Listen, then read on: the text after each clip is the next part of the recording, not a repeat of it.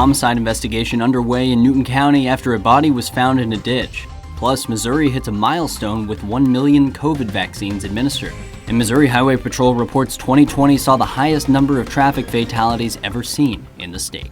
The 4 states' most watched news starts now. Good morning and welcome to the KOAM Morning News. It is 5 a.m. I'm Jesse Irwin. Finally, some warmer weather is here with a chance of rain later in the week. Here's Michael with the Check Your Forecast. Yeah, Jesse, let the melt begin because we've got clear skies and we are about to warm up. Now, as we look at these temperatures, yeah, it's still cool, but we got a bunch of 32s that we'll take right now. Actually, these overnight lows, very seasonable for the latter third of February. Hard to believe we're getting ready to close out the second month of the year. From the Freeman Health System sky camera, we sit at 32 right now, feeling like 26. Not too bad compared to what we had last week, no doubt about that. As our lowest wind chills right now are in the teens, everybody else kind of cruising mid-20s for the most part. Biggest part of the storm system east of the Mississippi. Thunderstorm activity to the Tennessee River Valley up into the northeast right there. High pressure on the backside of it. That means we're going to get sunshine here for the next couple of days. We'll take it as we're able to make it up into the 50s later on. Now, there's still certainly snow still on the ground. It's a result, of course, of 5 to 7 inches. Doesn't disappear overnight. But as you can tell, we're going to get a good melt today. Saw some a little bit yesterday, even with the overcast skies. That was thanks in part to the north wind. And that'll persist. And then as we move into Tuesday, back down around the freezing mark overnight. But how about we go ahead and throw up some high temperatures that are almost unseasonably warm there for the middle of the week. Now, as we progress, Jesse was talking about some late week rain, but at the same point in time, no worry about it flipping over as we will maintain our temperatures in the 50s and even mid 40s. Jesse? Thanks, Michael.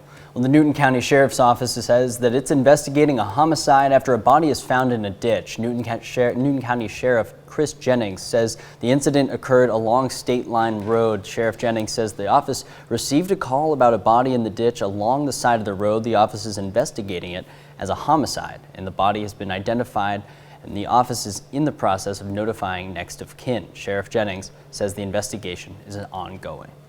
The Joplin SWAT team is called in to assist during an overnight disturbance in the city on Saturday night. Captain Will Davis with the Joplin Police Department tells us they received a call of a disturbance with shots fired. The SWAT team was called in to assist the officers on scene. Captain Davis says eventually multiple subjects were detained and several had warrants for their arrest. He says no one was found with any gunshot injuries. The case is still being investigated. Well, the Missouri Major Case Squad investigates a deadly shooting southeast Missouri. Kennett, Missouri police say they received a report of shots fired at the American Legion just after midnight Sunday morning. Officers found 5 people with gunshot wounds.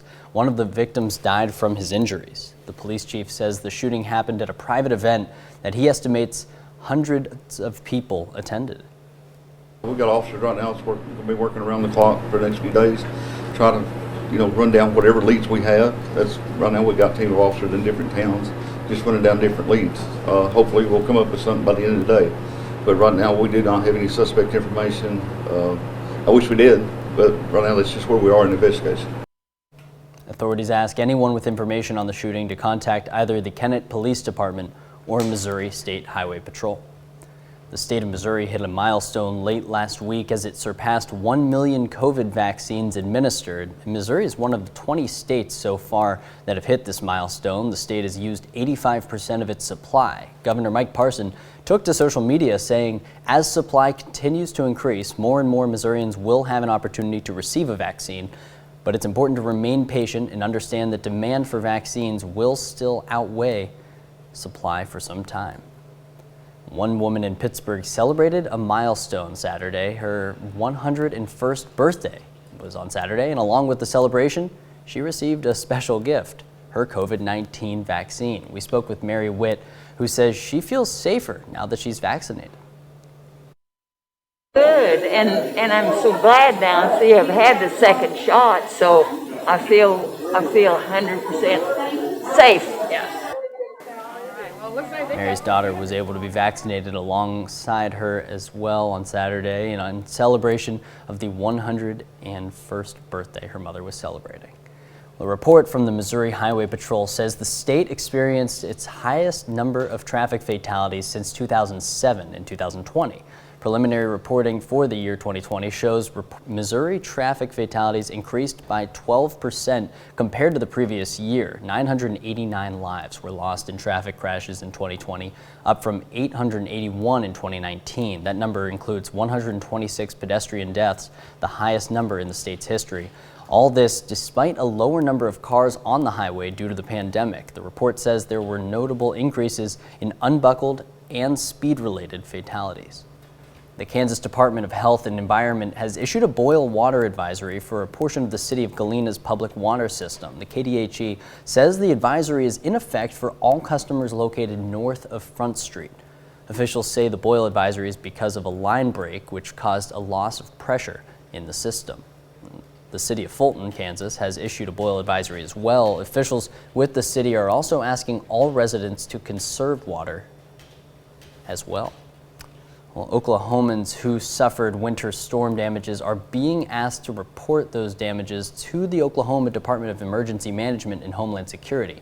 The damages that are reportable include flooding from broken pipes, power surges that cause damage to furnaces, electrical systems, or major appliances, the number of days without water, gas, or electricity, the number of days displaced by the winter storm, or any injuries sustained as a result of the winter storm. Officials say reporting the damage helps the agency document the overall impact of the storm and help push its case for further assistance to help homeowners, renters, and business owners recover.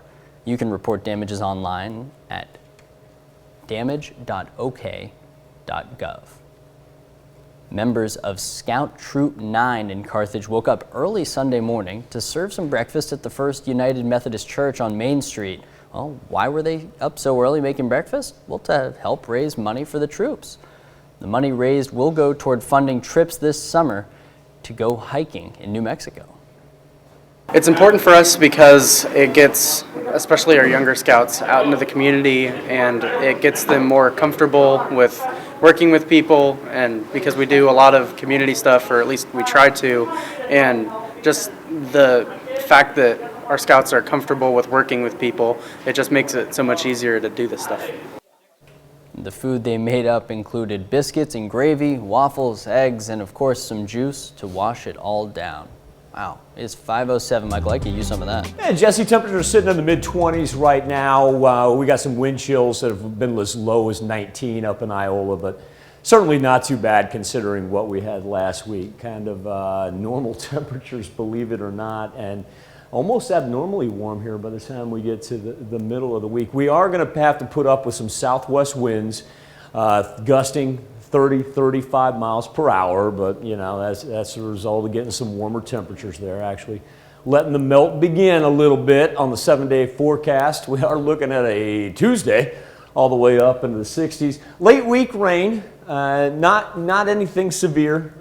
I still think that we've got to worry about the flooding concerns. At least we got a slow melt over the weekend. That really did help with the light rain that we got on Sunday. It wasn't anything that happened overnight, and that's a great thing when it comes to the flooding. But really nice temperatures here as we close out the latter third of February. Well, that's a look at this morning's top stories and weather in our first 7 minutes. Coming up on the KOAM Morning News, family planning impact.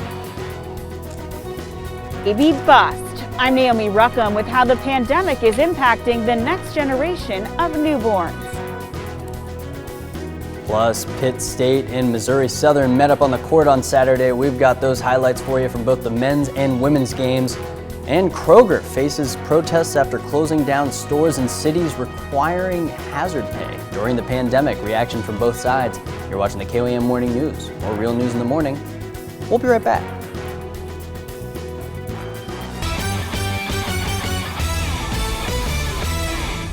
Might not feel like spring weather as of yet, but spring sports kicking into full gear. Missouri Southern baseball hosting its home opener yesterday after sweeping the first series back against Flagler College on the road. The Lions 3-0 heading into the doubleheader, and want to remind you, this team's got some bats on them. They like to hit home runs.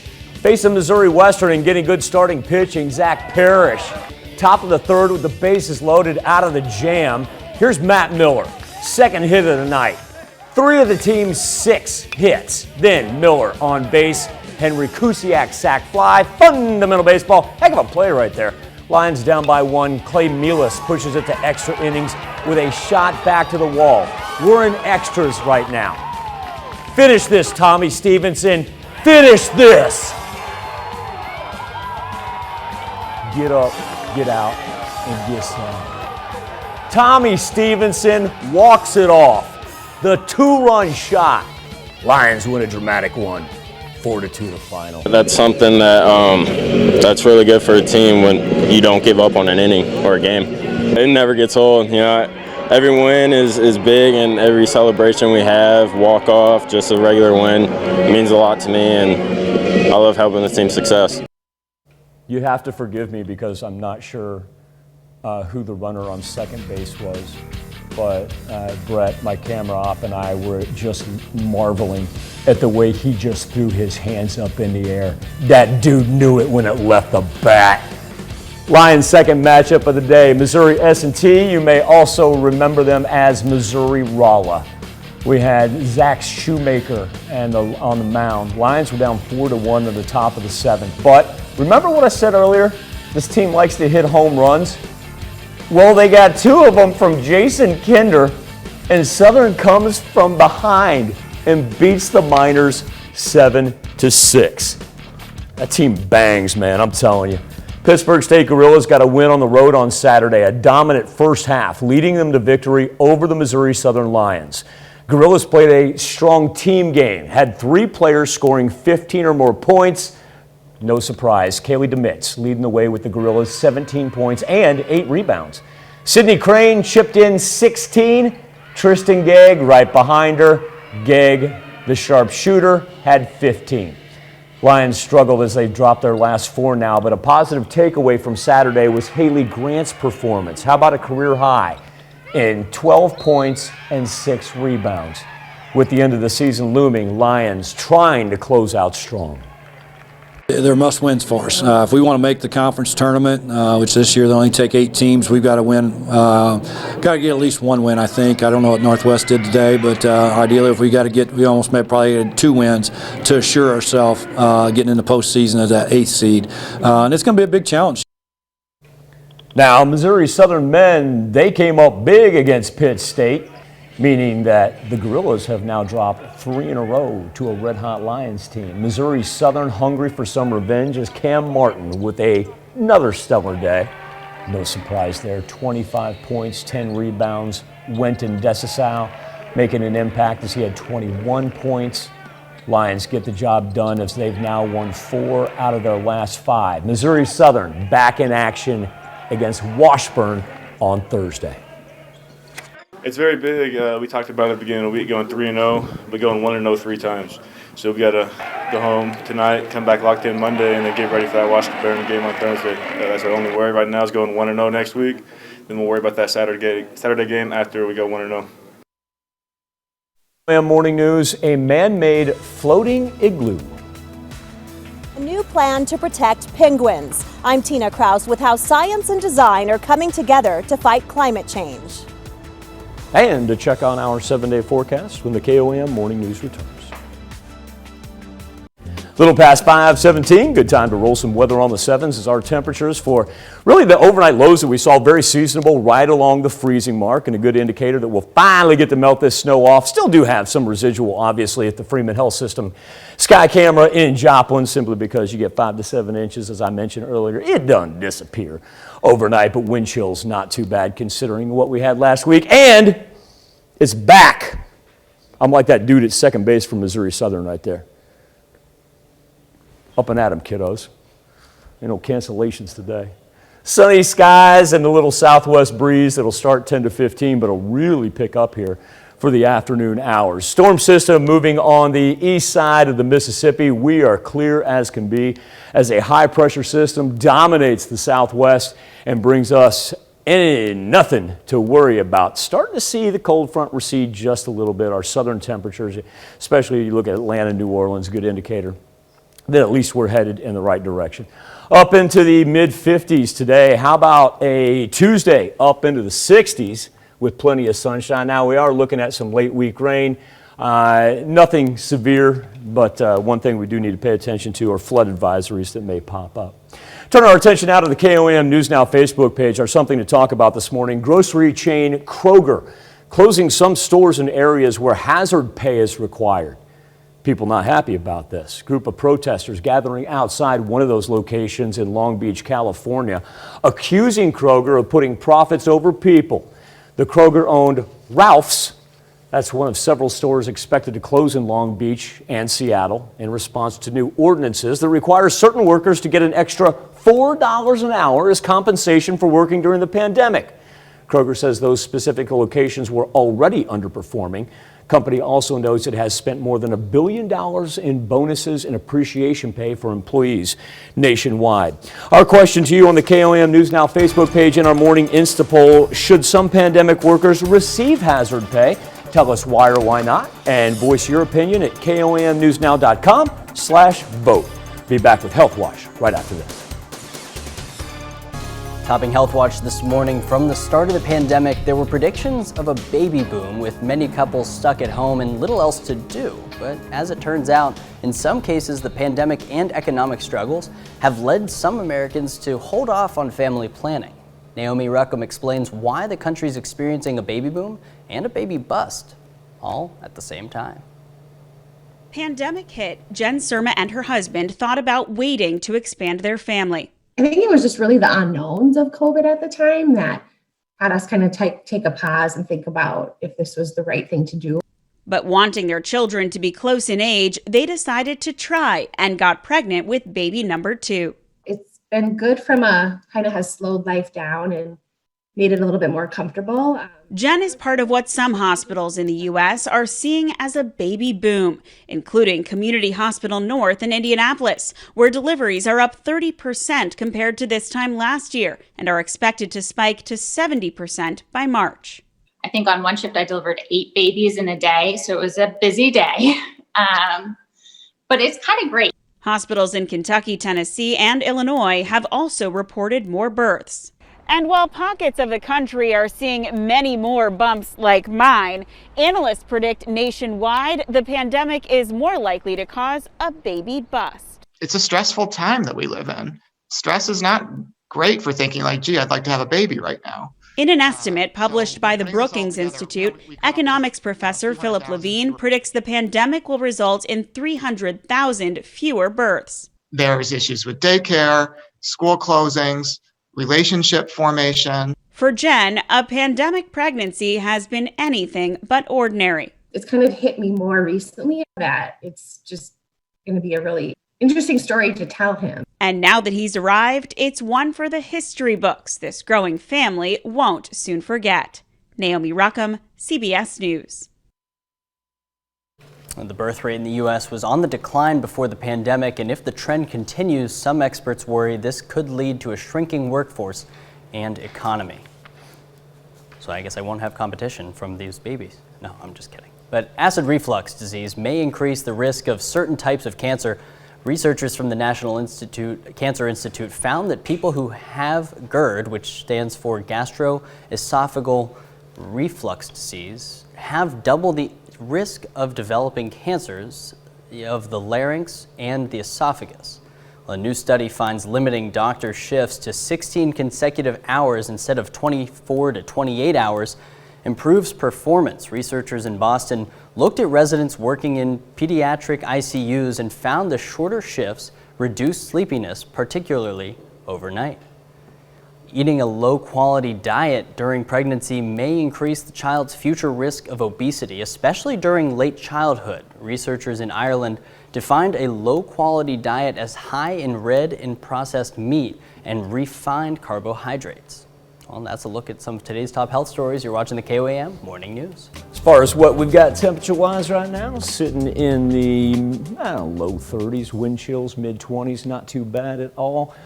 Day planner with sunrise officially upon us at 6:58 and sunny skies as high pressure sweeps across the southern plains and right across the 4 states for the next couple of days. Watch that wind this afternoon. As a matter of fact, it'll pick up late this morning and then take us into the afternoon as we'll pick up southwest gusts up to 30 miles per hour. Absolutely delightful for the next 2 days. How about 54 and 63 on Monday and Tuesday? Little chance for slight rain Wednesday through Friday. Let the melt begin, and we'll watch out for flood advisories. All the latest on the Skywatch weather app.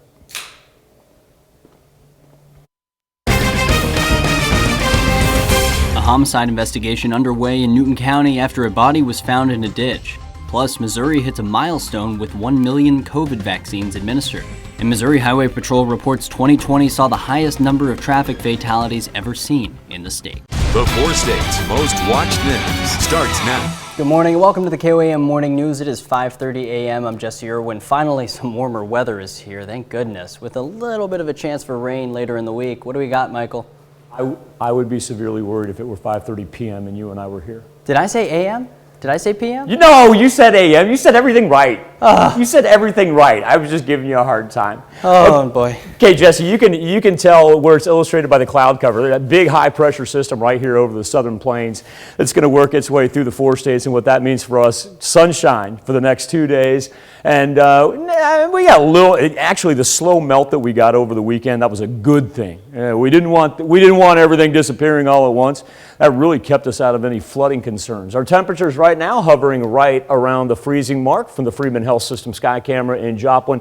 Very normal overnight lows for what we'd anticipate for the latter third of February. Not too bad at all. And we've been now that Iola's up to 20 on our wind chill, we don't even have anybody in the teens as far as what it feels like. All the storm systems have really pushed their way through the Tennessee River Valley up to the Great Lakes and nothing behind it, and as a result of that high pressure. So we're going to get up into the 50s later on today. It's going to be an absolutely delightful beginning to our week, as really we don't need to worry about anything popping up on future track. And if you think 50 is good on a Monday, how about a Tuesday where we're going to not only drop down just about the freezing mark, but then, throw a 60 up there. That's going to be delightful. 7-day forecast does have a little bit of rain here mid to late week. Not looking at anything severe or widespread. The best thing is nowhere close to 32 during the daytime when it does rain.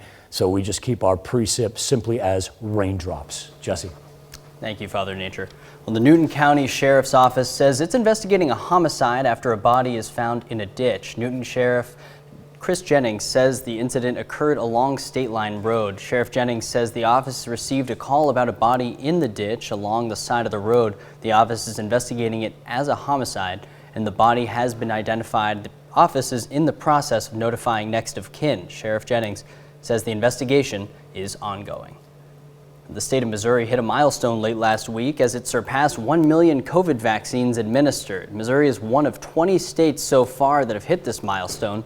The state has used 85% of its supply. Governor Mike Parson took to social media saying as supply continues to increase, more and more Missourians will have an opportunity to receive a vaccine, but it's important to remain patient and understand that demand for vaccines will still far outweigh supply for some time. A report from the Missouri Highway Patrol says the state experienced its highest number of traffic fatalities since 2007 last year. Preliminary reporting for 2020 shows Missouri traffic fatalities increased by 12% compared to the previous year. 989 lives were lost in traffic crashes in 2020, up from 881 in 2019. That number includes 126 pedestrian deaths, the highest number in state history. All this despite a lower number of cars on the highway due to the pandemic. The report says there were notable increases in both unbuckled and speed-related fatalities. After the cold weather and snow we had last week, people are ready to get back outside and be back on the roads. KOAM's Bronte Sorotsky has more on how one bar in Joplin wanted to give people something to look forward to after the storm. Rumor's Cocktail Lounge is always looking for something to spice up their Sundays, or Sunday Fun Day, as the owner Craig Perriman calls it. And we're always looking for new and exciting events to bring people in. This Sunday is no different, except they had an even bigger reason to get people excited about the upcoming week. we decided what a better day to do a biscuits and gravy after the horrible weather we've had all week. It started when Justin Kirk's wife made a post on Facebook asking who had the best biscuits and gravy in town. When all of his friends in the area chimed in, he knew he could create an event out of this. So I made a hashtag Biscuits and Gravy Challenge 2021, and my friend Cassie is a bartender here. So she said, hey, let's do it at Rumors. So it just kind of got thrown together in a few days, and now here we are. The event was created for everyone in the area to share their recipes with each other. People showed up from all over Missouri, even Kansas, to see just who has the best biscuits and gravy. The contest worked by having people bring in their best biscuits and gravy. Then everyone who showed up got to try the recipes and decide on a winner. You pay $2 a piece, and everybody gets to judge and eat. And then at the end, whoever gets the most votes will walk away with all the money. Because today's event was so impromptu, the turnout wasn't as big as Justin had hoped. He said he hopes he can do this again in the future, just with more people and recipes to try. But, for what it is, I think it turned out really well. In Joplin, Bronte Sorotsky, KOAM News. Well, all the event organizer asked for is that everyone be unbiased when choosing their favorite recipes. Whew, sounds good right now. The Carthage Memorial Hall played host to turntables and vinyl with the 4-State Record Show. The event is designed to connect record vendors and collectors together under one roof. We spoke with one collector as well as one man who helped put everything together about why they were there. This is an event for music lovers of all kinds and collectors. We have vinyl, CDs, cassettes, memorabilia, some autographed things, mostly music related, some t-shirts. People brought their collections. But some things are harder than others to find, and even with the internet, it's hard to find some of this stuff. So there's a real treasure hunting vibe here, to where you can't buy it on CD, you can't find it online, but if you really dug, you could find a record. Attendees came from all over the 4 states and gave collectors the opportunity to share the world of vinyls and records with the area. That's a look at our top news stories. Coming up this half hour on the KOAM Morning News, the story of a Minnesota man who turned his love for dogs into a full-time job. Plus, at least 2 people are dead after a bomb hit a police vehicle in Afghanistan. We have the latest on that. First, the time is 5:37 a.m. No cancellations. Back to the bus stop forecast. Sunrise 6:58. Sunny start for the kiddos. Southwest wind picks up, but temperatures this afternoon up into the mid-50s. Not a care in the world as they get ready to come home. As a matter of fact, going to be a great afternoon to get outside and get some fresh air. Be back with World Watch next. Topping World Watch, penguins in Antarctica have been under threat for years as climate change slowly melts away their homes. An architect from Iran believes he's come up with a solution. CBS's Tina Kraus has the story from London. Penguins are a lot like people. They need food and a good environment to thrive. Emperor penguins in Antarctica are at risk of extinction as glaciers melt, temperatures rise, and their food sources vanish. Have you always loved penguins, or how did you get involved in this? Yes, I love penguins.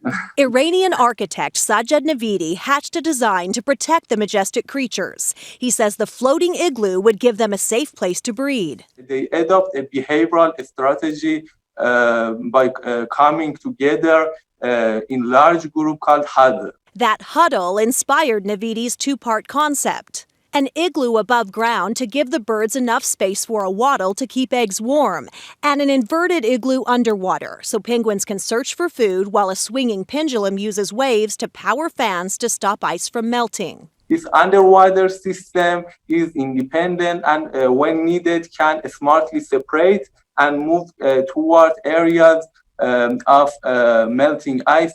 It's just a concept for now, but Navidi says he's had interest from investors to build a prototype of the floating igloo, although some environmental activists say it's not the right solution. The root problem is our use of fossil fuels that is drastically changing the climate of the planet. Until we address that, we're not going to be able to save penguins through floating structures in the water. Still, Navidi is passionate about his penguin protection project and hopes to bring it to life. Tina Kraus, CBS News. Scientists say emperor penguins could go extinct by the end of the century if climate change is not addressed. Well, at least 2 people were killed when a bomb hit a police vehicle in Afghanistan's capital on Sunday. 5 others, including a woman and 2 children, were injured. There was no immediate claim of responsibility. There's been an uptick in violence in Afghanistan recently as peace talks between the government and Taliban insurgents have stalled. Now, the Biden administration has been reviewing the peace process, including the possible withdrawal of U.S. troops. A rare moonflower cactus, which bloomed at Cambridge University's Botanic Garden on Sunday, closed its petal for good. The opening of the petals normally starts at sunset and is over by sunrise, but this moonflower was an early bloomer and started unfurling on Saturday afternoon. By Sunday morning, the petals had curled in on themselves. Well, at a movie theater in Rio de Janeiro, you're not only welcome to bring your pet, you're also welcome to take a pet home with you. Yeah, on Saturday, dozens of people gathered at the cinema to take in a Tom and Jerry movie. Accompanied by their furry friends, homeless pets were also on hand waiting to be adopted. More than 10 dogs and cats went to new homes. That's really cool. Well, that's a look at some of your biggest headlines from around the world. Let's toss it over to Michael for our Something to Talk About. Thank you, Jesse. This morning on the KOM News Now Facebook page in our morning Insta poll, grocery chain Kroger closing some stores in an area where hazard pay is required, and people not happy about it, protesting, excuse me, in California over the weekend. Our question to you, should some pandemic workers receive hazard pay? Why or why not? Guy got in early this morning, and I'll start with him. Guy says apparently the American people have not had enough pain, so let's see how much more damage we can do to ourselves. How many more businesses and lives will be destroyed, he asks. Fear is spoon-feeding us socialism, and worse, the cure may be worse than a disease. Guy finishes off by, did I say no? Matthew Mills asking, what hazard pay? Rocky Cunningham says, if you work for a company that's willing to pay it, how cool is that? If not, bleeps to be you. That being said, it's not offered for other contagious diseases like whooping cough, measles, mumps, the list goes on. Rocky says, do your job. And also, too, don't forget, I love you, Aunt Pat. Joe Johnson says, that's nothing new in a communist society. Get used to it. It's going to get a lot worse before it gets better. As far as the KOM Insta poll goes right now, we've got 80% of you that say yes, some pandemic workers should receive hazard pay. So once again, please make your comments heard not only on Facebook, but our Insta poll. Just go to komnewsnow.com/vote. Be right back with the news you need to know before you head out the door right after this. Here's a check of today's top headlines, the news you need to know before you walk out the door. Federal investigators say Saturday's emergency landing of a United Boeing 777 shortly after takeoff from Denver they're looking at photos and videos from the harrowing event. United says it's voluntary and temporarily removing 24 777s that have Pratt and Whitney Series 4000 engines from its schedule. The Newton County Sheriff's Office says it's investigating a homicide after a body is found in a ditch. Newton County Sheriff Chris Jennings says the incident occurred along State Line Road. Sheriff Jennings says the office received a call about a body in the ditch along the side of the road. The office is investigating it as a homicide, and the body has been identified, and the office is in the process of notifying next of kin. Sheriff Jennings says the investigation is ongoing. The state of Missouri hit a milestone late last week as it surpassed 1 million COVID vaccines administered. The state has used 85% of its supply. Governor Mike Parson took to social media saying, as supply continues to increase, more and more Missourians will have an opportunity to receive a vaccine, but it's important to remain patient and understand that demand for vaccines will still far outweigh supply for some time. A report from the Missouri Highway Patrol says the state experienced its highest number of traffic fatalities since 2007. 989 lives were lost in traffic crashes in 2020, up from 881 in 2019. Now that number includes 126 pedestrian deaths, the highest number in state history. All this despite a lower number of cars on the road due to the pandemic. The report says there were notable increases in unbuckled and speed-related fatalities. That's a check of today's top headlines, the news you need to know before you head out the door. Temperature is right around the freezing mark with wind chills just a tad bit below that, mid-20s for the most part, as the return of the bus stop forecast is here. No cancellations to worry about. Sorry, kiddos. And we warm up into the mid-30s here by 9 a.m. with plenty of sunny skies. Southwest wind increases as we get into mid-morning. And so later this afternoon, we will be talking about gusts of 30 to 35 miles per hour. But look at the temperatures, all the way up in the low to mid-50s. Overnight, dipping back down around the freezing mark. But key factor is that southwest wind, it persists into Tuesday. And so that brings us a warming trend in a high-pressure system. That means don't have to worry about rain, not even close to the freezing mark for our daily highs. Why don't we just throw up a 60 there on Tuesday? Now, Wednesday through Friday, a slight chance for rain, nothing severe, help the melt just a little bit. And then 50s as we ride into the weekend, all the latest on the Skywatch weather app. Well, most of us have at one time or another wished we could all just leave our jobs behind and spend all day with dogs. Well, one Minnesota man did just that, and now he's not looking back. John Lauriston visits his dog sledding business. Crisp winter morning. Good girls. Commands like ha and G echo through the winter air. Stay ha. Blue ha. Misa ha. Good girls. For these Siberian Huskies, those words mean left and right, and it's all the encouragement they need during the dog days of winter.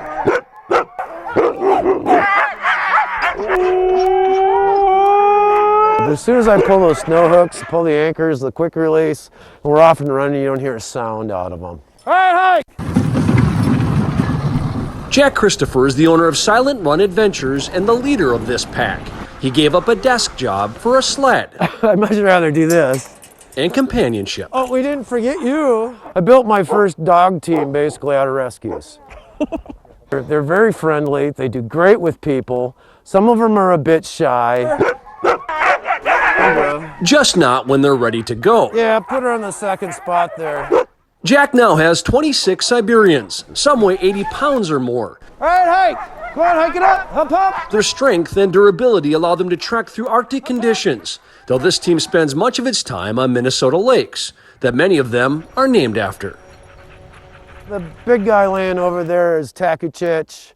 That's a Bondi Waters Lake. The #1 mushroom rule is always dogs first, so they always get watered and fed before I do. Jack has plenty of help with that. This is my guy Rocket.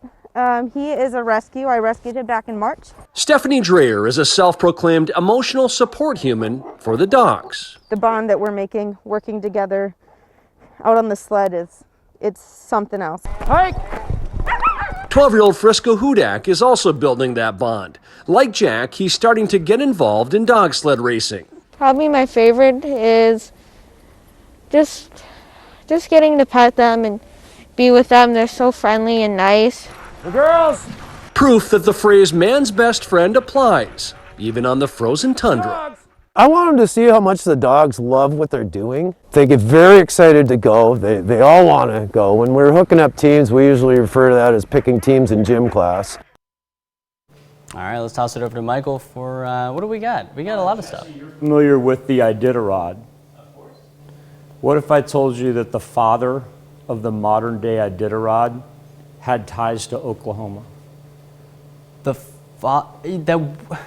So you may have told me about this. Got you there, didn't I? Yeah, because I know that Hobo Jim, who's the Alaska State balladeer, performed about a year and a half ago here in the area, and you and I had talked about this. But can you explain a little bit of background? Yeah, Joe Reddington is the gentleman's name, and there are statues to him throughout the Iditarod Trail. He was born in Kingfisher, Oklahoma, and I just know this from, I mean, it's crazy. So I actually met Joe Reddington's grandson. Okay. And he asked me where I was from. And I said I'm from a little area of the contiguous 48 that's right on the Missouri, Kansas, Oklahoma state line. That's how I described our area. You were in Alaska telling him. Right, I mean, yeah, I'm in Alaska. Right. And he looks at me and goes, oh, my grandfather's from Oklahoma. I'm like, what? That's really cool. And so he explains that his grandfather was born in Oklahoma, lived a very interesting lifestyle that you know, you don't know. He even his grandson doesn't really know like what's fact and what's truth. What is fact is after World War II, where he was stationed up in Alaska. He made his home up there, and he made his living going and retrieving people who got stuck. Wow. And also searching down plane crashes from pilots who went down. Oh. It's what this guy did. And it eventually became the Iditarod. This was his retirement? Well, no, it was his living at the time. It was just his living? Yeah. But this is how he spent the rest of his... Late 40s, you know, through the 50s. And yeah. He made his living rescuing people. That's what he did. Really. Anyway, if you guys want to look it up at home, Joe Reddington is his name. It's a marvelous story. We'll be back with more KOAM Morning News right after this. A homicide investigation underway in Newton County after a body was found in a ditch. Plus, Missouri hits a milestone with 1 million COVID vaccines administered. And Missouri Highway Patrol reports 2020 saw the highest number of traffic fatalities ever seen in the state. The 4 states' most watched news starts now. Good morning, welcome to the KOAM Morning News at 6 a.m. I'm Jesse Irwin. Finally, some warmer weather is here this week with a little bit of a chance of rain later in the week. Let's check in with Michael for your forecast. Yeah. Jesse, but I think you just brought up the key word, and that's the fact that it's just rain. We don't have to worry about anything flipping over to snow.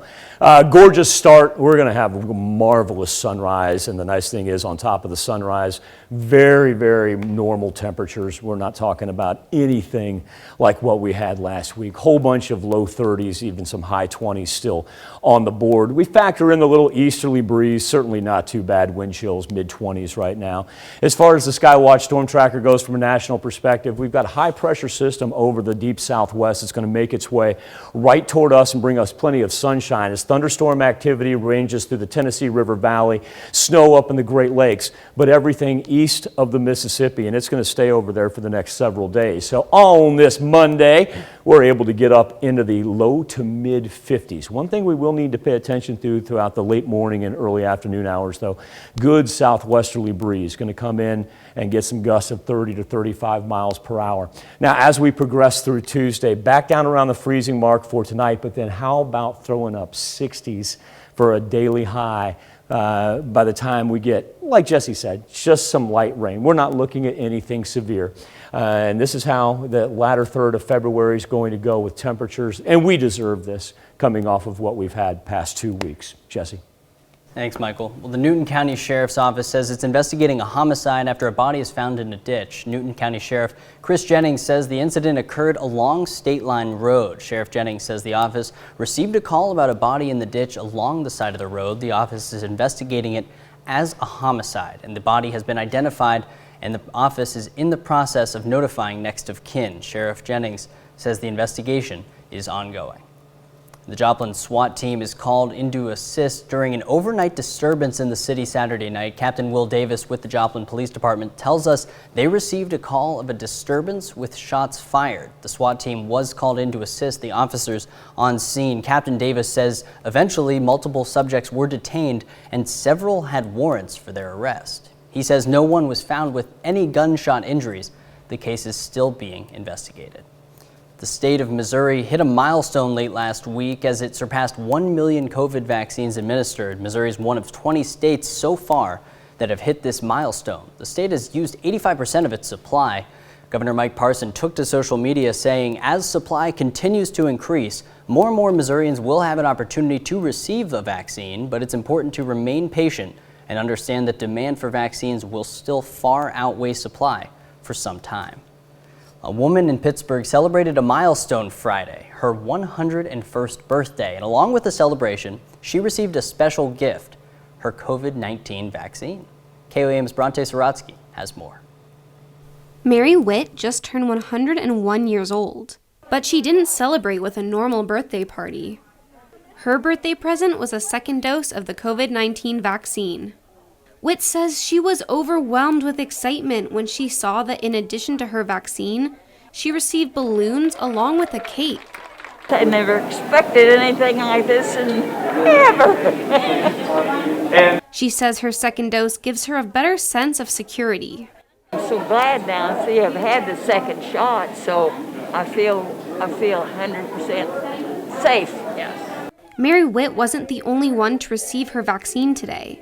Her daughter, Mary Susan Watchter, did too. It's very unique. amazing, and we're just so happy that we're all getting to get it at the same time. To get it at all, but at least we've got the second shot now done, and I'm going to feel a lot better about it, and so is she and my husband as well. Whit says now she feels safer than she has this whole pandemic. She's feeling even better about entering her 101st year. In Pittsburgh, Bronte Sorotsky, KOAM News. Mary says she was happy that she was able to be vaccinated with her family as well. A report from the Missouri Highway Patrol says the state experienced its highest number of traffic fatalities since 2007 last year. Preliminary reporting for 2020 shows Missouri traffic fatalities increased by 12% compared to the previous year. 989 lives were lost in traffic crashes in 2020, up from 881 in 2019. That number includes 126 pedestrian deaths, the highest number in state history. All this despite a lower number of cars on the highway due to the pandemic. The report says there were notable increases in both unbuckled and speed-related fatalities. After the winter storm last week, people were looking for an excuse to get outside. One man decided to create an event to boost morale in his community and created a biscuit and gravy competition. That's what we wanted for breakfast, and that's, like I said, that's just how it started. It was a post. We were going to go wherever had the best ones, and now we're going to find out. The contest worked by having people bring in their best biscuits and gravy. Then everyone who showed up got to try all the recipes and decide on a winner.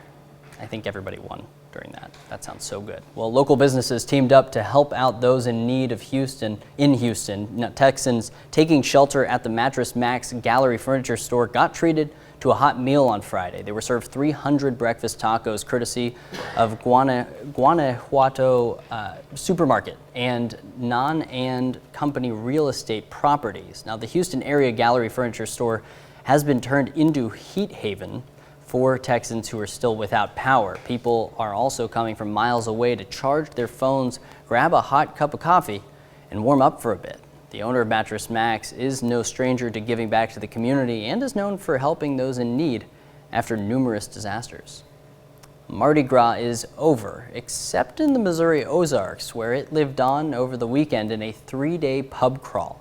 Lake of the Ozarks typically hosts an annual 1-day pub crawl for Mardi Gras, but because of the pandemic, it's now a 3-day event. Organizers are 3-day? 3-day. Make it 5. Organizers are hoping by spreading the event out over time, there will be less crowding and more room for social distancing. There were no shuttle buses this year. Instead, individuals were responsible for their own transportation.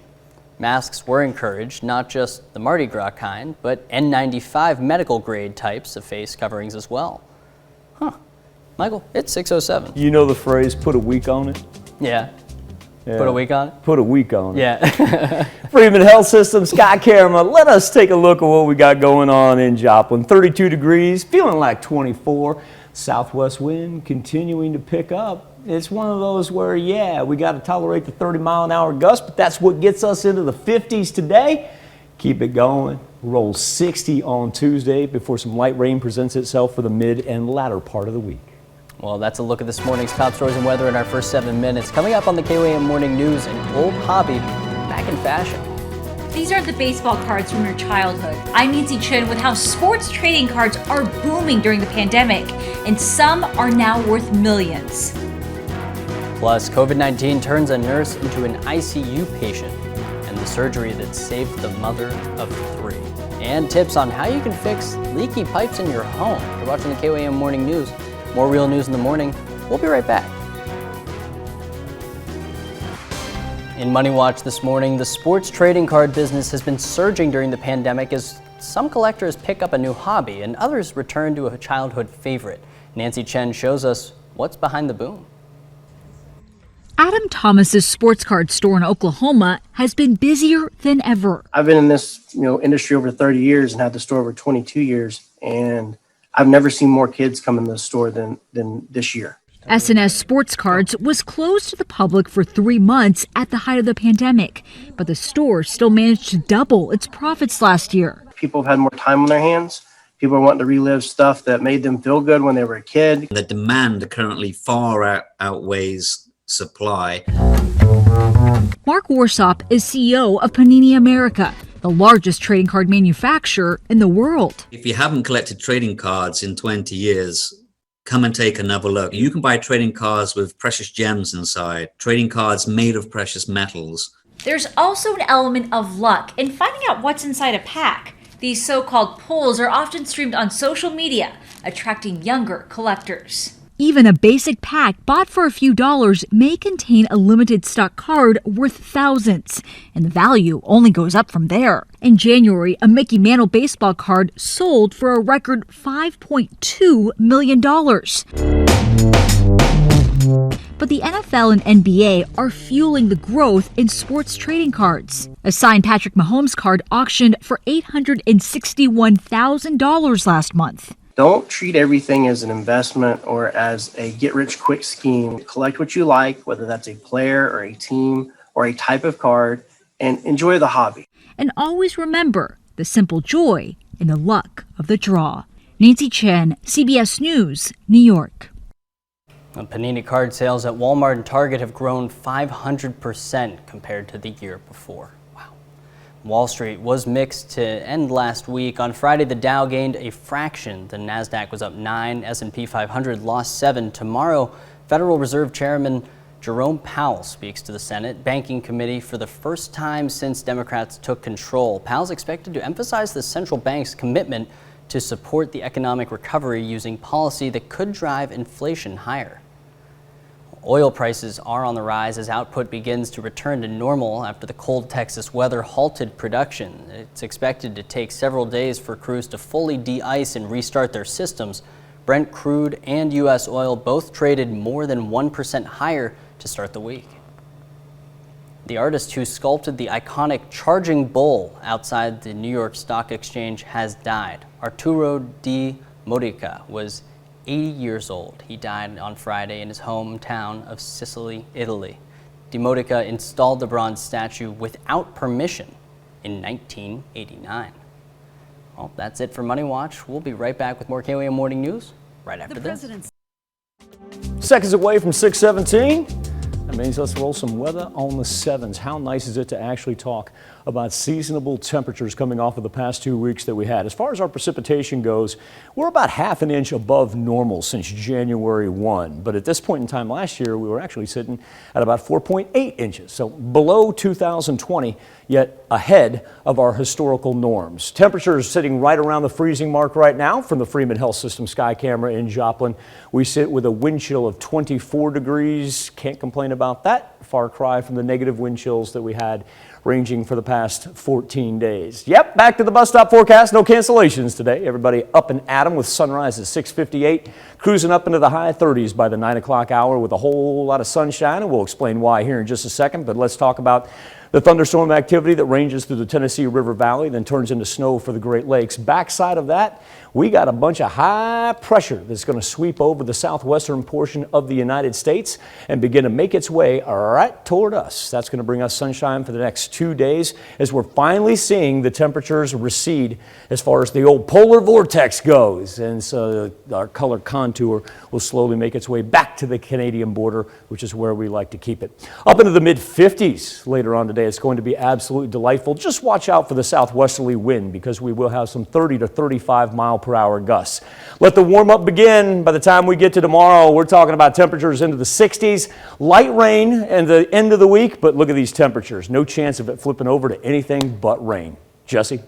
Thanks, Michael. Well, when the weather changes on us how it did last week, we can encounter technical difficulties with certain household appliances, specifically your water pipes. But before you attempt to repair or replace them, the first step is identification. We stopped by Henkel's Hardware in Webb City to learn how to identify the different pipes. John, we're talking pipes today, and I want to understand first, what are the three major types of pipes you could have in your home? The main three pipes that you're going to see in a house, in a residential home. CPVC is primarily used for hot water. In some houses it may be the cold and hot because when they did it, it was easier just to have one pipe instead of having two different sizes. So then you also have, in a situation like that, you may have PVC. So PVC is just for cold water. CPVC will take hot or cold. And then Probably 20, 25 years ago, they started using PEX tubing in residential construction, and it's just a lot more forgiving. Easy enough, huh? It's pretty easy. So identifying your pipe is really important because you don't know what pieces you need unless you know what pipe you have. So when it comes to repairing these, replacing them, let's walk through what you need and what tools you need in order to do so. All right, so on the PVC, we'll start with the PVC, the cold water pipe. It's just going to use plastic fittings, and those plastic fittings have to be glued. Now, when you get into glue, you need to make sure you use the right glue. There are some glues that are only for cold water pipe. There are some glues only for hot water pipe, and there are some glues that will do both. If you're not sure, use the multi-purpose. That'll do everything. And that way you'll save you from using the wrong glue and it bursting again. Okay, so if I find that I'm not getting water flow to my sink, what is the first thing I need to be doing? Once the water thaws, what's going to happen? Well, if you have a broken pipe, you're going to have water spewing out someplace. And that's the main concern. Sometimes when pipes break, you're going to know instantly and you're going to hear the water running, so you want to stop the flow of water. What the scariest thing is if something's frozen and the water can't penetrate. Once it thaws and you're not home or something, then water could run for hours. So I think once you have frozen pipes, the best thing to do is, start trying to figure out where it's frozen and get things off in the house. It may be your incoming line and the whole house doesn't have it, but sometimes it's just a section of the house. So if you can isolate those sections, that way when it does thaw, you don't have water running someplace you don't want water running. We'll have this story and more resources on our website at KOAMnewsnow.com. We'll be right back after this. Topping Health Watch this morning, a Utah nurse who saved lives during the pandemic nearly lost her own life to the coronavirus. Her only option, a double lung transplant. Naomi Ruckham has more of her story of survival. Utah intensive care nurse Jill Hansen-Holker spent months taking care of the sickest COVID-19 patients. But in November, it was the 43-year-old who became infected with the virus. How quickly from there did it become very serious? Oh, fast. The mother of 3 and marathon runner with no underlying conditions was fighting for her life. Doctors said her lungs were essentially not working anymore. I couldn't believe that it got to this point. Like, that's only for people who are older and sicker. I was admitted to my ICU, and even my coworkers were just dumbfounded that I was so sick. We're seeing more and more patients in this situation. Those lungs are irreversibly damaged, and the only option of leaving the hospital alive will be through a double lung transplant. Surgeon Tiago Machuca says an international registry shows more than 30 COVID survivors have gone through the procedure. Jill was transferred to UF Health Shands Hospital in Florida and put on the transplant list. She received her new lungs about a month ago. Her first question, when am I going to run my next marathon? So that just showed how strong she is mentally, how strong she is physically. Jill recently walked out of the hospital to cheers from the staff. She'll now have 3 months of rehab in Florida before returning to Utah and her children. They're ready for me to come home. And thanks to these guys here, I get to go home. They gave me a second life, so I'm super grateful. A long fight that's not over yet, but one Jill is determined to win. Naomi Ruckham, CBS News. UF Health's team has performed more than 10 double lung transplants on COVID-19 patients to date. Pregnant women could be more likely to get the COVID infection than previously thought. A study published this week looked into more than 200 pregnant COVID patients in Washington state. It showed that infection rates among pregnant women was 70% higher than among other adults of similar age. For pregnant black women, those rates were between 2 and 4 times higher than expected. As the coronavirus continues to spread across the globe, U.S. health officials announced that they found no evidence that COVID can spread through food or food packaging. The acting USDA secretary and acting FDA commissioner released a statement on Thursday saying, quote, consumers should be reassured that we continue to believe that the foods they eat and food packaging they touch are highly unlikely to spread SARS-CoV-2. The statement comes after Chinese officials repeatedly suggested COVID-19 was spread by packaged frozen foods. Well, that's a look at some of today's top health stories. You're watching the KOAM Morning News. Hey, Jesse, these are our wind chills right now as we range from the teens in Iola. It's been bebopping between 19 and 20. All the way up to 30 is our clubhouse leader right now in Pittsburgh. Actual temperatures hovering about 32 to 35 degrees, so right at the freezing mark. But we got a nice warm up in store. There's a big high pressure system over the southwestern plains that are going to sweep right through the 4 states for the next several days. One thing we do need to watch out for later on this morning into the afternoon, southwest gusts 30 to 35 miles per hour, so be wary of that, especially if you're in a high-profile vehicle. But you can tell by the top of your screen right there, for our average high and low, we can finally say we're back on par with the latter third of February. No more freezing daytime temperatures, and all the latest for you on the Skywatch weather app.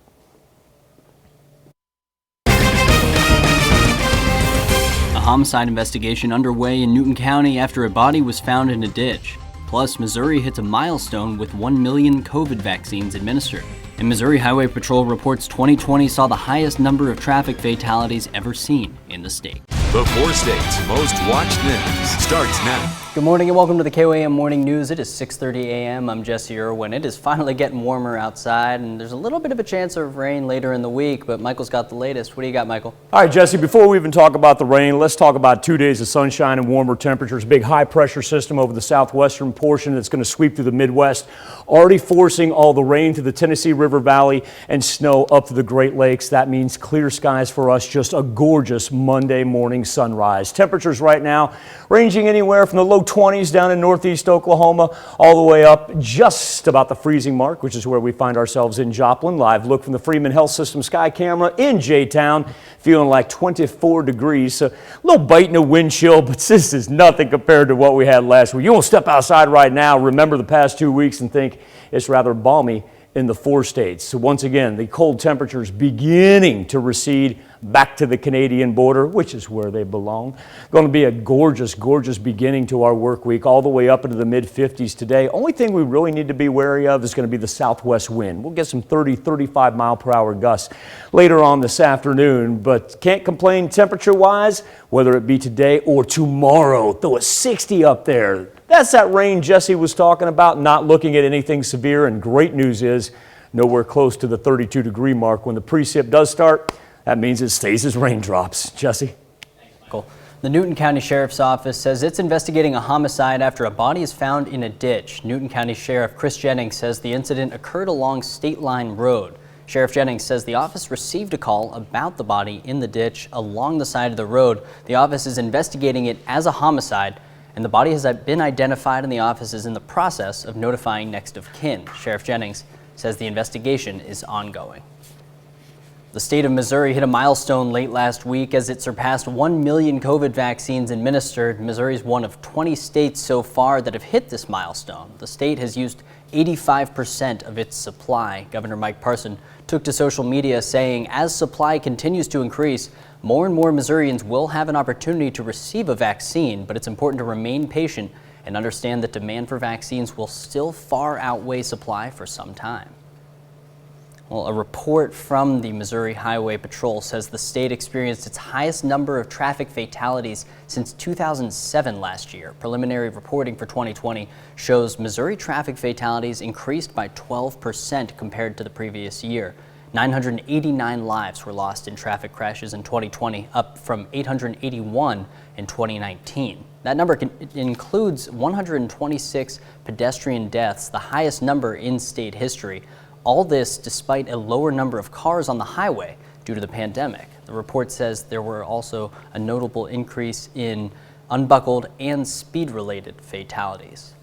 Well, across the South this morning, more misery, this inflicted by an outbreak of Arctic coal. Dozens have been killed in at least 8 states. In Texas, the so-called energy capital of the world, millions shivered in the dark for days, and now many are boiling mad because of the near collapse of the state's electrical grid.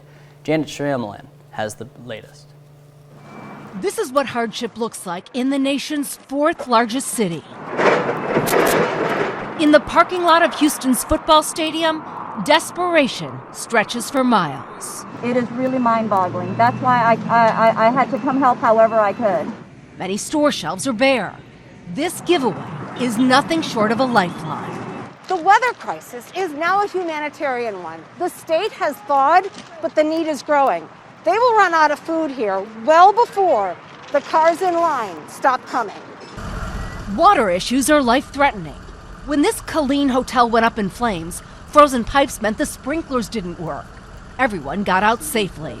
Louisiana, Mississippi, Tennessee, and Oklahoma also struggling with water issues. Back in Texas, embattled Senator Ted Cruz posted pictures of himself handing out water days after his Cancun vacation debacle. Amid a slow recovery, acts of kindness, people like Alvin himself without power and water for days. Well, I was watching the news and I just saw how bad it was and I wanted to do my part to help out. And the moment an H-E-B store in Leander, Texas went dark, shoppers told they could leave with everything in their carts. Well, Houston has only recently lifted the boil water order, as did a number of cities yesterday, but across the South, millions were still without safe drinking water as of last night. Well, that's a look at our top news stories. Coming up this half hour on the KOAM Morning News, emergency landing. Boeing 777 planes may be grounded across the globe after an engine blew up over Colorado. I'm Deborah Alfarone with the latest, including video inside that terrifying flight. Plus, for our something to talk about this morning on the KOAM News Now Facebook page, we are asking, should some pandemic workers receive hazard pay? We let you weigh in, but first, the time is 6:37. And sunny skies, temperatures up into the mid-50s today. Almost unseasonably warm here by the time we get to Tuesday. How nice is it as we can discount the previous 2 weeks, get back to a little taste of normalcy here for the latter third of February before we get some rain for the middle to late end of the week. Nothing severe. And the nice thing is, it'll stay as rain as we're able to avoid daily highs anywhere close to the magical 32-degree mark. We'll be back with more KOAM Morning News. Let's roll Nation Watch right after this. Topping Nation Watch this morning, the Federal Aviation Administration is ordering United Airlines to step up its inspections of some Boeing 777s after a harrowing flight over the weekend. Debris rained down over a Colorado town when an engine caught fire. Luckily, no one was injured, and the plane landed safely. CBS's Deborah Alfarone has the details. Mayday, mayday. United Airlines has pulled from service all of its Boeing 777 planes with a certain Pratt & Whitney engine after one exploded shortly after takeoff on Saturday. The first thing I really thought it was a bomb on the plane. Just minutes into Flight 328 from Denver to Honolulu, 2 of the engine's fan blades were fractured and the front had come off. We got to about 10,000 feet. The captain came on and said that we're getting up to our cruising altitude. And before he even got off the intercom, there was a loud explosion. Many of the 229 passengers on board prepared for the worst. All I can thinking is, this couldn't be my time. The 10-person crew was praised for getting this plane safely back to Denver International Airport. Initially, I think it was certainly panic, but I think people did a good job of calming down. On the ground, debris rained down on the terrified residents of Broomfield, Colorado. It sounded like a war zone around here. Next thing you know, we heard another big bang and looked out our front window right as the engine cowl rolled into the tree. Amazingly, no one was injured. Kind of, a miracle that the plane landed, everybody on the ground safe. Passengers later boarded a new plane that took them to Hawaii. Very happy and relieved. Boeing is now recommending that all its 777 planes using the same type of Pratt & Whitney engine be grounded across the globe. Deborah Alfarone, CBS News. United is the only U.S. airline with this Pratt & Whitney engine in its fleet. Japan also has some planes. Their aviation bureau has suspended them until an investigation is completed.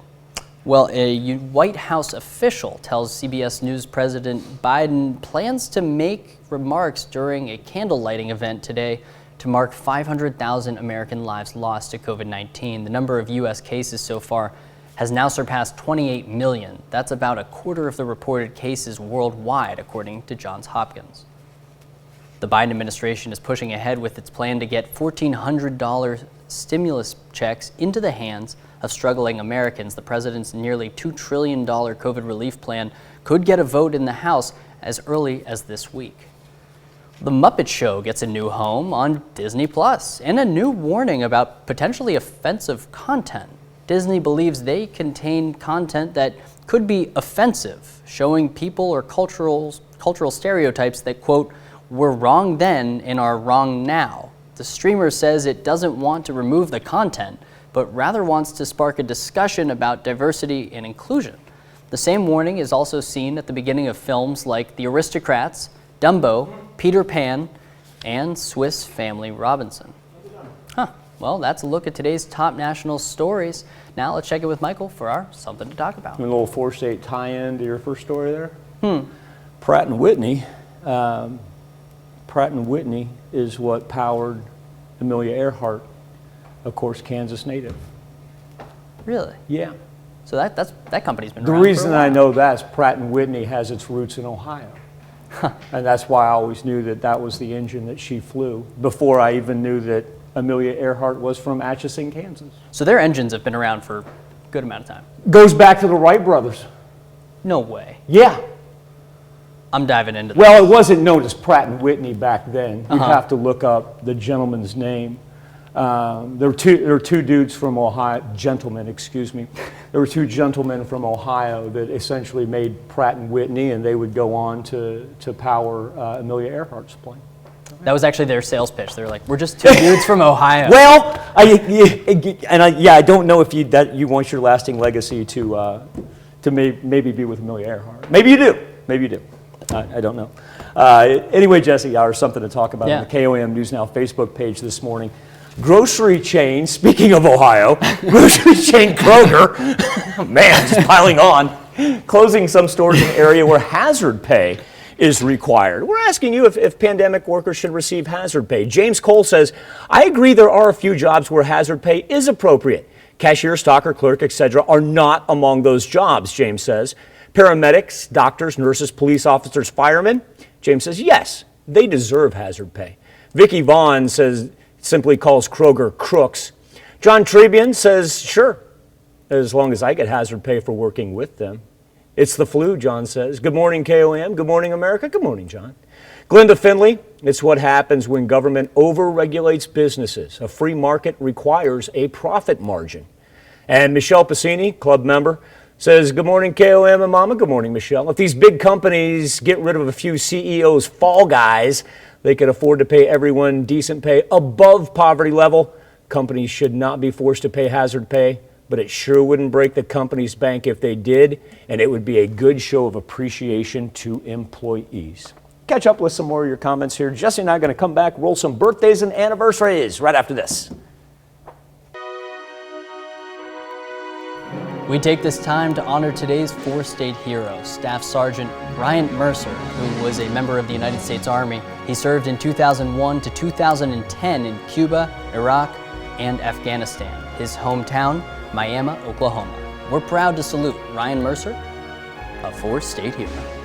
We begin our birthday list with a smiling big 2-year-old. That right there is Loretta Beeson. Loretta, if I had hair like you, that's exactly how I would do it as well. She's celebrating in Sheldon, Missouri, and Loretta, I want you to know, this note comes with love from Grandma. Loving the dude, Loretta. Happy birthday. It's Cooper Miller's second birthday, too. Whoa, hey! And he's dressed to the nines. Can we get some, you and I need some fashion tips right here. If we should wear bow ties on Mondays. That's a sharp look. I'm coming back with one at noon. Do you have two? I might. We'll see. Oh boy. Well, join us at noon. That's a reason to do it. Jesse and I are going to pull a Cooper Miller impersonation at noon. I love it. No, that's happy birthday, Cooper. You're crushing it, man. Keep it up. I don't have a vest though. I'm going to have to just do it with a suit. I'm going to borrow Cooper's. No, you will not fit into a vest. Oakland Johnson celebrating a 4th birthday. That's a killer smile right there, Oakland. Happy birthday in Oswego. Happy birthday, Oakland. Happy birthday to Caitlin Ford, turning 10 in Chanute. Caitlin! I love these smiles everybody's busting out. Lovely This is smile, great. hitting double digits at the bank. Wonderful. Oh, we got teenagers. We've got teenagers. And we're going to start with Cooper Newby. Hey, you had that story earlier about the Penguins. Cooper Newby, he's all about seeing the Cooper, Penguins, man. he's all about that action. Oh, yeah. Happy birthday to Coop in Oswego. Happy birthday, Cooper. Go Pens. Sadie Fox, turning 13 in Girard. And as a matter of fact, Michael, I want to clarify, Sadie's birthday was actually on Friday, but we're going to just we're going to make a week out of it. You know what that is? That's the little Colgan Panther pride right there. Yeah? That's it. Happy birthday, Sadie. Spencer Wade, he is 14. I tell you what, we cannot get a better list of smiles that we got going this morning. Yeah, we're on a roll right now. Happy birthday, Spencer. He's in Pittsburgh, and this comes with love from Mom, Dad, Allie, Mima, Papa, and the matriarch. Great Mima. Great Mima. That's the title. I love that title. That's fantastic. That's great. Mac, what you got for us? Oh! Jesse and I know that trick too, Mac. License. We know that trick. Mac, that is a heck of a catch there, man, as you turned 15 in Iola. Yeah, I had a way to hold that thing toward the camera. Keep angling, my friend. Happy birthday. Yeah, our good friend Rick taught us that one, didn't he? He did indeed. Ainsley Norton, she is celebrating her 15th birthday. Smiles, smiles, and more smiles. I absolutely love it. You guys are brightening up my Monday. Happy birthday to Ainsley and Gerard. Emily Wilson turning sweet 16 in Carthage. Just keep coming. Which beach is she at? Wherever she is, it looks like she's enjoying herself. I don't know, Happy you birthday, celebrated Emily. Sweet 16, you deserve to be at the beach. That's awesome. Sailor Garwood, she is celebrating. They just keep rolling, Jesse. This is great. Now, Sailor, get this. She's got just a matter of months before she graduates from Jasper High School. So, Sailor, an early congratulations on your graduation and a very happy birthday to you as well. Happy birthday, Sailor. Happy 20th birthday in Jasper to Caitlin Hamilton. Caitlin, happy 20th birthday. I've become a big fan of those balloons. I think those are so cool. Do you just buy them for random days, or do you buy them? I'm going to buy you them on a random day, completely unrelated to Do it in July when you think my birthday is. Dustin Blackmore, a happy 25th birthday. Good look picture right there. Dustin, he's celebrating in St. Paul. Sarah's birthday, turning 36 in Pittsburgh, and this is sent with love from her entire family. That's a cool picture, Sarah. Miss seeing her. We get this pandemic over, I'll run by the old Parks and Rec, and I'll just come hang out until you kick me out of the office. How about that? Full Gatsby. She does marvelous things for our city. Oh yeah. Heather Sinclair, she is celebrating her 36th birthday. A happy birthday to Heather in St. Paul. Happy birthday to Jamie Horton, turning 40 in Carthage. And this is sent, Jamie, with love from your entire family. Happy birthday. Now, over the weekend, Beth Gus, she celebrated her 67th birthday. And I tell you what, if you're out in Redfield and you're going to rock those glasses, I know you got to be fun to party with. Happy birthday, Beth. And Walnut, Kansas, turning 82. Oh, Mr. Tershner. Robert Tershner. Happy birthday, Mr. Tershner. Happy birthday, Robert. Madge Swan, she is celebrating her 91st birthday. Now, Madge is in Galena, and then Miss Swan, I want you to know these happy birthday wishes are from Lola, Dennis, Shane, Amy, Spencer, and Allie. It's a family full right there. Ronnie Mercer, it's your birthday too, isn't it? Yeah, it is. Happy birthday, Ronnie. Hey! In Columbus. Happy birthday, Ronnie. Nora Painter, she is celebrating a birthday. My goodness. You think she made that? Yes. Yeah, of course. Step ladder, step stools. She threw it up there. She threw the last one up there. Happy birthday, Nora. It's like, yeah, no, that's impressive. Whew. Who else is, no, I mean, that was, geez, that really sets the bar pretty high there. It's Sue Trim's birthday too, Michael. Yes, it is. In Thayer, Kansas. Sue, happy birthday.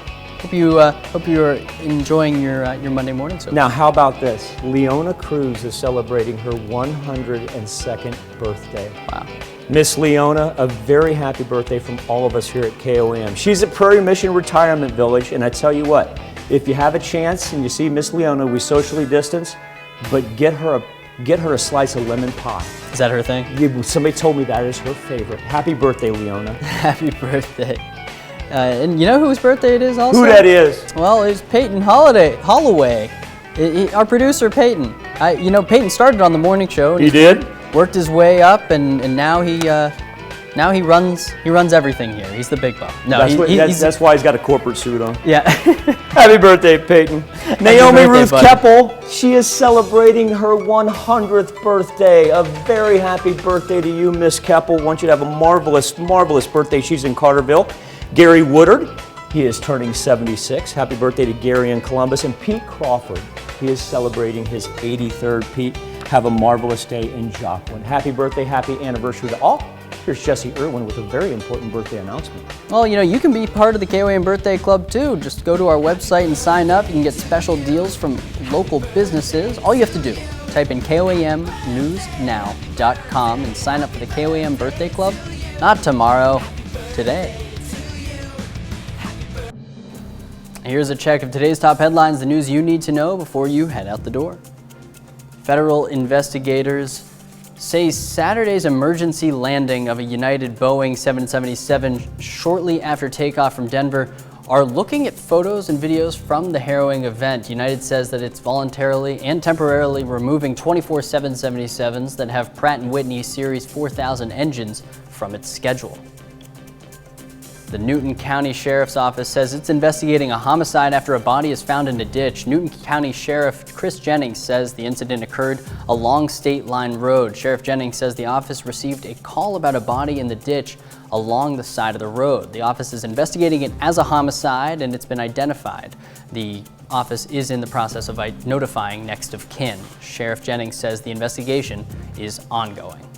The state of Missouri hit a milestone late last week as it surpassed 1 million COVID vaccines administered. The state has used 85% of its supply. Governor Mike Parson took to social media saying as supply continues to increase, more and more Missourians will have an opportunity to receive a vaccine, but it's important to remain patient and understand that demand for vaccines will still outweigh supply for some time. That's a check of today's top headlines, news you need to know before you head out the door. Jesse, we're going to have sunny skies, temperatures up into the mid-50s later on today, even warmer on Tuesday before we get some rain that kicks in for the middle of the week all the way into the weekend. But the nice thing is, not even close to flipping over. We actually get to enjoy just rain. No more snow, folks. That wraps it up for this Monday. Want you all to have a great, safe, wonderful day. We'll do this all again tomorrow morning. And we'll see you today at noon after the KOAM Morning News on Fox 14.